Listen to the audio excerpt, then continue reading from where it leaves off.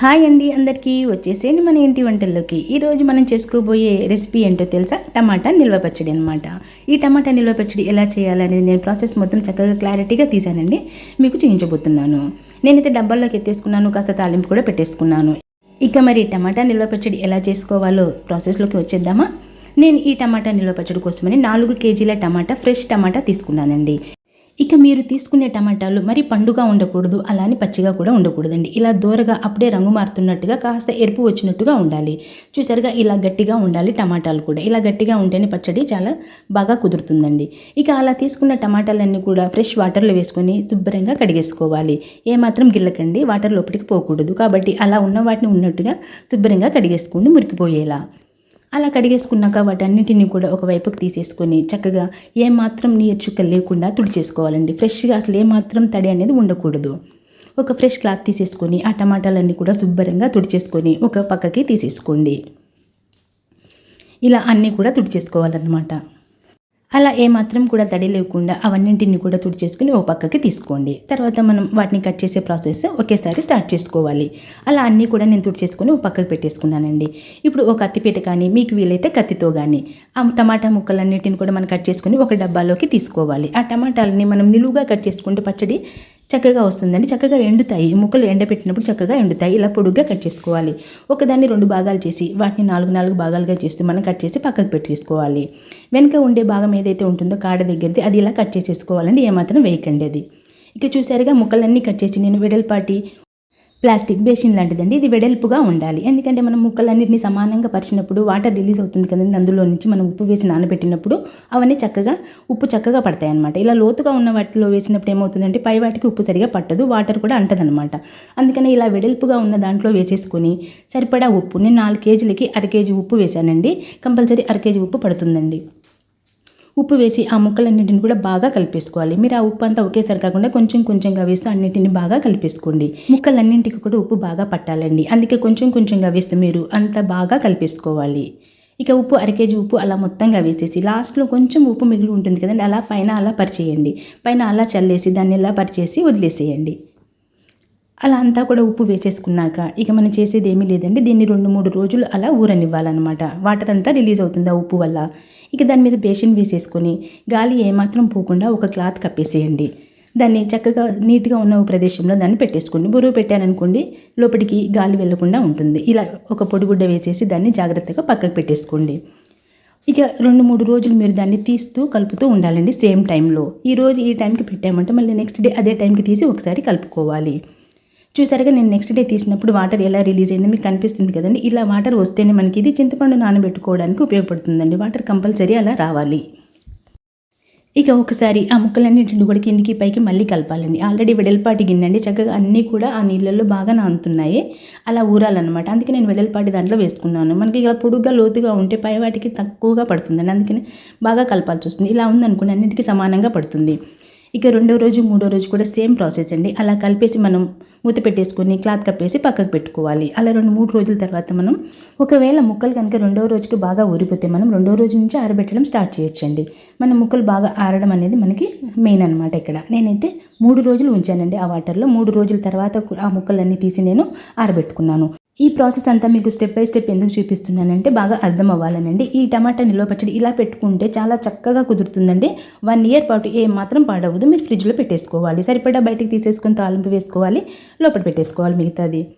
ఇక ముక్కలు 3 రోజులు అయ్యిందండి. నేను 3వ రోజు తీసి ముక్కలు ఆరేయడానికని బయటికి తీసాను అనమాట. ఇప్పుడు ఇక చక్కగా మనం ఆరేయాల్సిన ప్లేస్ ఏదైతే ఉందో అక్కడ పెట్టేసుకొని ఆ ముక్కలన్నింటిని కూడా ప్రెస్ చేస్తూ వాటర్ అంతా కూడా వచ్చేయాలండి. వాటర్ ఏమాత్రం వేస్ట్ చేసుకోవద్దు మనము.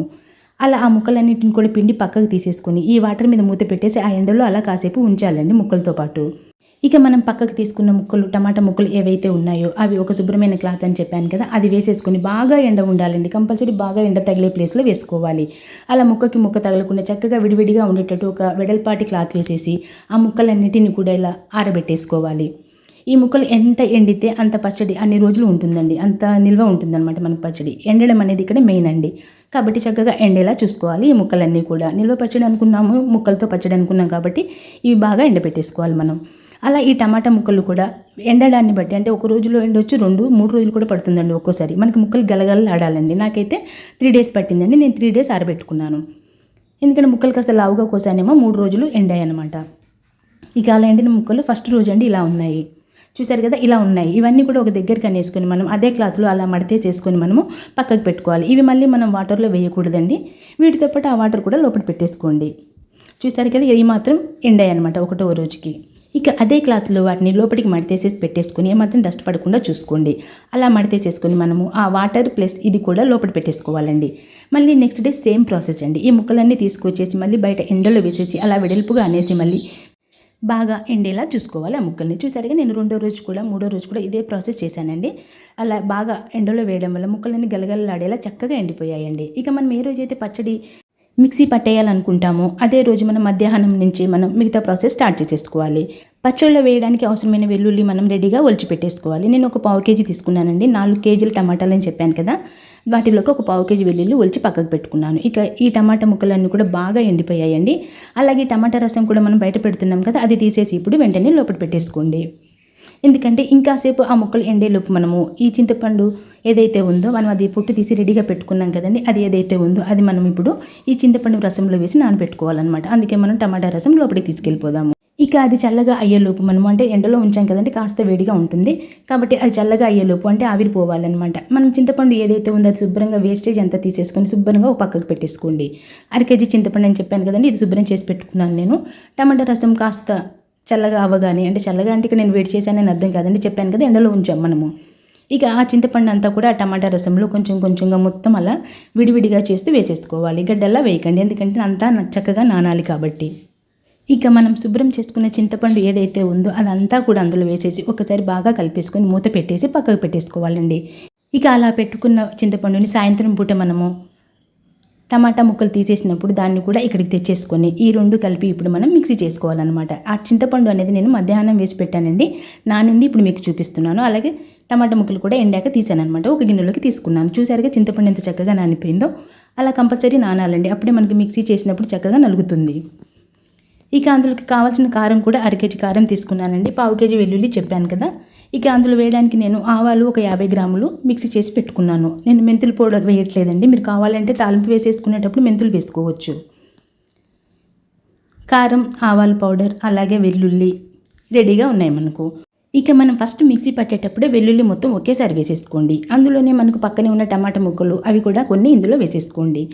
అలాగే మనం నానబెట్టిన చింతపండు ఏదైతే ఉందో ఆ చింతపండు రసం పడేలా, అంటే ఆ రసంతోటే కదండి ఇప్పుడు ఇది నలగాలి మనకి, రసం కూడా చూసి వేసుకోండి. అది గుజ్జుగా నలగాలి, ఆ మాత్రం రసం చింతపండు వేసేసుకొని మనం మిక్సీ చేసేసుకోవాలి మెత్తగా. చూసరికి ఇలా చింతపండుతో పాటు రసం కూడా వేసేసుకోవాలన్నమాట. వేసేసుకొని ఇక మనం మెత్తగా మిక్సీ చేసుకోవడమే అండి. ఇలా 4-5 సార్లు అవుతుంది, అంటే మనం పెట్టుకున్న దాన్ని బట్టి 4-5 సార్లు పట్టొచ్చు. చూసరికి ఇలా నలుగుతుంది. మీరు బరకగా కావాలి ముక్కలు ముక్కలుగా అనుకుంటే ఈ టైంలో ఆపేయచ్చండి. నేనైతే ఇంకాస్త మెత్తగా పట్టుకుంటున్నాను, అంటే ఇంకాస్త రసం వేసామనుకోండి మెత్తగా నలిగిపోతుంది. అలా చింతపండు రసము, టమాటా ముక్కలు, అంటే మనకు ఫస్ట్ టైంకే వెల్లుల్లి వేసాం కాబట్టి నెక్స్ట్ టైంకి ఇంకా వెల్లుల్లి ఉండవు. ఇక నెక్స్ట్ టైం నుంచి మనం టమాటా ముక్కలు, ఆ చింతపండు రసము వేసుకుంటూ మనం 2-3 సార్లు అవుతుందండి. అలా నేనైతే 4 సార్లు 5 సార్లు పట్టుకున్నానండి. అలా ఒక గిన్నె నిండుగా మీరు చక్కగా పెద్ద గిన్నె తీసుకోండి, ఎందుకంటే కారం, ఉప్పు అవన్నీ ఇంకా వేస్తాం కదండి మనం. ఉప్పు ఆల్రెడీ వేసుకున్నాము, ఉప్పు పట్టకపోవచ్చు. నలిగేటప్పుడు మనం చూసుకొని కాస్త కావాలంటే వేసుకోవచ్చు, మనం కారం కలిపాక చూసుకొని. ఆవపిండి కూడా రెడీగా ఉందండి, అది కూడా మనం వేసుకోవాలి. ఇక చూశారు కదా, ఇక నేను ఇలా 4-5 సార్లు అంతా కూడా పట్టేసుకున్నానండి. అయితే చివరిలో మీకు చెప్పాల్సింది ఏంటంటే, చివరిగా మనం రసం తీసేటప్పుడు ఏదైతే ఉందో దీన్ని అంతా ఒక పక్కకి అనేసి నీళ్ళు ఒకసారి అటు ఇటుగా ఊపండి. మనం బియ్యం గాలించినప్పుడు అడుక్కి రాళ్ళు ఎలా తేలుతాయో అలాగే చింతపండు ఏదైనా మురికి ఉంటే కనుక అడుక్కు వెళ్ళిపోతుందండి. కాబట్టి లాస్ట్లో మనం వేసుకునేటప్పుడు దాన్ని అంతా కూడా ఒక సైడ్కి అనేసి ఇలా ఊపుతూ మనం పైది మాత్రం వేసేసుకొని అడుగున చూసారా ఈ చెత్త ఏదైతే ఉందో అలా వదిలేసేయండి. దానివల్ల ఏం నష్టం లేదండి, ఆ కొంచెం వేస్ట్ అయిపోతే పోతుంది. చూసారుగా ఎంత గుజ్జుగా తయారైందో టమాటా పచ్చడి. ఇది మనం నార్మల్గా నూరుకునే రోటి పచ్చడిలా కనిపిస్తుంది కదండి, ఓన్లీ చింతపండు టమాటాలు కాబట్టి అలా కనిపిస్తుంది. ఇక మనం అందులోకి వేయడానికి 1/2 కేజీ కారం అని చెప్పాను కదా, అదంతా కూడా ఇప్పుడు వేసేసుకోండి. అలాగే ఆవ పౌడర్ అని చెప్పాను కదండి, 50 గ్రాములు నేను దోరగా వేయించి ఆవాలు మిక్సీ చేసి పెట్టుకున్నాను అనమాట. ఆ పౌడర్ కూడా ఇప్పుడు వేసేసుకుంటున్నాను. అయితే పసుపు వేయడం మర్చిపోకండి, కంపల్సరీ పసుపు వేస్తేనే మనకి కలర్ఫుల్గా ఉంటుందండి టమాటా పచ్చడి. ఇక చెప్పాను కదా ఆవ పౌడర్ వేసుకోవాలని, అది కూడా మొత్తం ఇప్పుడు వేసేసుకోండి. 4 కేజీల టమాటాలు, అలాగే 1/2 కేజీ చింతపండు, వెల్లుల్లిపాయలు 1/2 కేజీ వేసుకున్నాం, కారం 1/2 కేజీ వేసుకున్నాము. అందుకే పసుపు కూడా ఒక 2 స్పూన్స్ నిండుగా వేసుకోండి. అలాగే ఆవాలు 50 గ్రాములు దోరగా వేయించి మిక్సీ చేసి పెట్టుకున్నానని చెప్పాను. మళ్ళీ ఎందుకు చెప్తున్నానంటే మర్చిపోకుండా ఉంటారని. ఇక అది కూడా వేసేసుకొని చూడండి ఎలా చక్కగా కలిపేసుకున్నాను. గుజ్జులా చక్కగా తయారైంది కదండి. ఈ మాత్రం మెత్తదనం లేకపోతే పచ్చడి గట్టిగా అయిపోతుందండి. ఎందుకంటే చింతపండు వాడుతున్నాం కదా, చింతపండు నిల్వ ఉన్న కొద్దీ అది పచ్చడి గట్టిగా అయిపోతుంది. అందుకని మనం కాస్త జారుగానే పట్టుకోవాలి పచ్చడి. చూశారు కదా, నేను అలా పట్టుకున్న పచ్చడిని చక్కగా 2 డబ్బాల్లోకి ఎత్తేసుకున్నానండి. ఒక పెద్ద డబ్బాలోకి రెండిట్లోకి ఎత్తేసుకున్నాను. ఇది మనం స్టోర్ చేయడానికి అనమాట. ఇది మనం పక్కకు పెట్టేసుకుంటాము. ఇది కావాల్సినప్పుడల్లా మనం తీసి తాలింపు వేసుకోవడానికి ముందుగానే ఒక పెద్ద డబ్బాల్లోకి తీసుకొని మనం ఫ్రిడ్జ్లో పెట్టేసుకోవాలి. అప్పుడే నిల్వ ఉంటుందండి. అలానే బయట ఉంటే నిల్వ ఉండదని కాదండి. చింతపండు వేసాం కాబట్టి పచ్చడి నల్లగా అయిపోతుంది. కాబట్టి మనం డబ్బాల్లోకి తీసుకొని ఫ్రిడ్జ్లో పెట్టేసుకున్నాం అనుకోండి, మనం ఎప్పుడు చూసినా సంవత్సరం తర్వాత చూసినా సరే అదే కలర్ అలాగే ఉంటుందండి. ఇక నేను కాస్త పక్కకు పెట్టుకొని పోపు రెడీ చేస్తున్నానండి. ఎందుకంటే ఈ వీడియోలోనే మీకు తాలింపు కూడా చూపించాలి కాబట్టి. ఇక తాలింపులోకి నేను పోపు దినుసులు, వెల్లుల్లి, ఎండుమిర్చి అలాగే కరివేపాకు రెడీగా పెట్టుకున్నాను. స్టవ్ మీద కళాయి పెట్టేసుకున్నాను. అందులో ఆయిల్ వేసేసుకొని పోపు దినుసులన్నీ ఒకేసారి వేసేసుకోండి. అవి ఎర్రగా అవ్వగానే మనము ఏదైతే టమాటా పచ్చడి తాలింపు వేయాలనుకుంటున్నామో ఆ మాత్రం తీసుకొని పక్కకు పెట్టుకున్నాం కదా, అదంతా ఒక్కసారి ఇందులో వేసేసుకోండి. స్టవ్ ఏమాత్రం ఆఫ్ చేయకండి. ఇది మంట ఉన్నప్పుడే మనం వేయించుకోవాలండి. ఎందుకంటే ఈరోజే పెట్టాము, పచ్చిదనం పోవాలి కాబట్టి కాస్త సిమ్లో పెట్టుకొని ఈ పచ్చడిని ఆ నూనె అంతా పీల్చే వరకు మనం కలుపుతూనే ఉండాలండి. అలా కలిపితేనే మనకి ఆ పచ్చడికి ఆయిల్ అంతా కూడా బాగా పడుతుందండి. టేస్ట్ బాగా వస్తుందన్నమాట. మనం కలుపుకున్నప్పుడు ఆ ఆయిల్ ఆ పచ్చడి రైస్లో కమ్మగా ఉంటుంది. చూసారుగా ఎలా కలుపుతున్నాను. అలా కలుపుతూనే ఆయిల్ అంతా పీల్చుకునేలా ఆ పచ్చడి మనం కలుపుతూనే ఉండాలండి. కనీసం ఒక 2-3 మినిట్స్ పడుతుంది మనకి. అలా కలుపుతూ ఉండాలి. సిమ్లో పెట్టుకోండి మంట మాత్రం. ఇక పచ్చడి ఎంత బాగా కలిసిపోయింది అనిపించినప్పుడు మనం స్టవ్ ఆఫ్ చేసేసుకొని పచ్చడి చల్లగా అవ్వగానే మనం వేరే డబ్బాలోకి అది తీసేసుకుందాం. చూసారుగా 2 పచ్చళ్ళు అలాగే 1 తాలింపు పచ్చడి అనమాట. ఇలా నేను రెడీ చేసి పెట్టేసుకున్నాను. ఇక మనం తాలింపు వేసిన గిన్నె ఎందుకు వేస్ట్ చేసుకోవాలండి? ఆ కమ్మదనం మనం టేస్ట్ చూసామనుకోండి, ఉప్పు కారం కూడా తెలిసిపోతాయి అనమాట.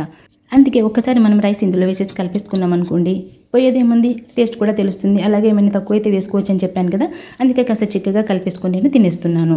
ఇలా మీరు కూడా ఒకసారి టేస్ట్ చేశారనుకోండి, ఆ కమ్మదనం కూడా తెలుస్తుందండి. పచ్చడి ఎలా కుదిరిందో కూడా తెలిసిపోతుంది మనకి. నేనైతే చేసుకున్నానండి, చాలా కమ్మగా కుదిరింది. అలా తినేసేసాను. 5-6 ముద్దలు కూడా అలా తినేసేసాను నేను ఒక్కదాన్నే. మరి ఇంకెందుకండి ఆలస్యం? సమ్మర్లో మనం పెట్టుకోవాల్సిన పచ్చళ్ళు ఎప్పుడు మిస్ అవ్వకండి. చక్కగా పెట్టేసుకొని మీ వాళ్ళకి తినిపించండి. Thanks for watching.